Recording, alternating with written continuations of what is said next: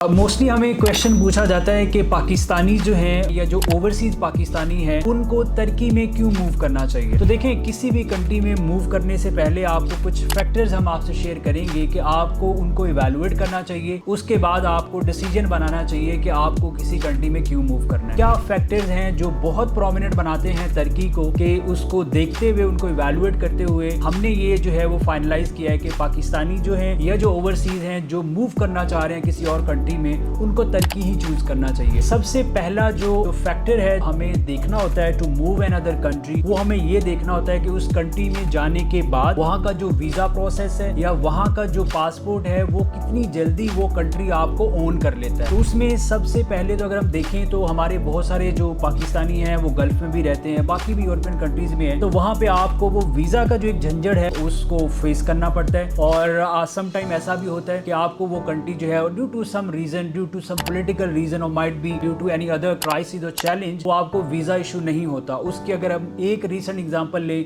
तो gulf country के साथ देख लें कि हमारा पाकिस्तान का किस तरह से एक वो चीज हो रही है कि हमें लाइक यूएई का वीजा लेना भी बड़ा टफ हो गया है। तो सबसे पहले तो आपको ये देखना होता है। और इस चीज में अगर हम देखें तो आजकल जो ग्लोबली जहाँ पे सिटीजनशिप का या जो वीजा का जो मामला चल रहे हैं, उससे जो सबसे फास्टेस्ट आपको अगर कोई कंट्री ओन करता है, अपना पासपोर्ट आपको इशू करता है, तो वो तुर्की है। और उसका जो टाइम स्पैन है वो है 6 to 8 मंथ। तो सबसे पहले आपका जो ये मामला है, ताकि कोई कंट्री आपको जब ओन कर ले, देन आपका सेकंड स्टेप आता है कि नाउ यू आर स्टेबल। आपको ये इशू नहीं है कि आपको कल को वीजा रिन्यू करवाना है या आपको कोई इनके कोई कंट्री आपको वीजा इशू नहीं करेगा तो आपको देन अगेन वापस जाना पड़ेगा अपने होम कंट्री। तो तुर्की आपको जब पासपोर्ट दे देगा, दैट्स मीन वो उन्होंने आपको ओन कर लिया। नाउ सेकंड स्टेप आपका आता है कि आपकी इकोनॉमिक स्टेबिलिटी वहाँ पे कैसी है, आपको बिजनेस अपॉर्चुनिटीज कैसे क्रिएट कर सकते हैं। तो इस चीज को देखते हुए सबसे पहले अगर हम देखें तो जो तुर्की की जो स्ट्रेटेजिक लोकेशन है वो इतनी आइडियल और प्रोमिनेंट है और इतनी इंपॉर्टेंट है कि आप देखें कि वो किस तरह से आइडियली लोकेटेड है बिटवीन थ्री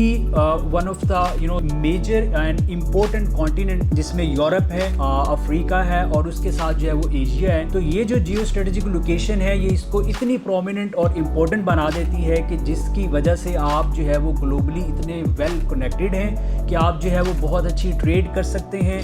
वहाँ पे लोगों की मूवमेंट बहुत ईजी होती है to move another country. तो उसकी वजह से वहाँ पे बहुत ज़्यादा जो बिजनेस अपॉर्चुनिटी है वो क्रिएट भी की जा सकती हैं और हैं भी सही। और उसके साथ साथ जो one of the main thing है वो ये है कि rich culture history due to the ancient history जो तुर्की है उसमें बहुत ज़्यादा आपको पता है कि वो टूरिज्म स्टेट भी कंसिडर होता है। अगर हम रिसेंटली बात करें 2024 की तो अराउंड 50 मिलियन पीपल जो है उन्होंने विजिट किया है तुर्की। तो जहाँ पे आपको पता है टूरिज्म होगा वहाँ पे आपको हर तरह के जो बिजनेसेस अपॉर्चुनिटी है वो ज़रूर मिलेंगी और आपकी कनेक्टिविटी भी जो वर्ल्ड के साथ है वो बहुत ईजी हो जाएगी। और उसके बाद अगर हम बात करें तो सबसे पहले आपने देखना होता है कि आपका जो कंट्री है उसका जो पासपोर्ट है वो कितना पावरफुल है और उसके क्या क्या बेनिफिट्स हैं। तो अगर हम बात करें तुर्की की तो तुर्की का पासपोर्ट जिसके पास है उसको 110 country on in the world वो आपको ऑन अराइवल और सम कंट्री जो है वो फ्री वीज़ा एक्सेस है।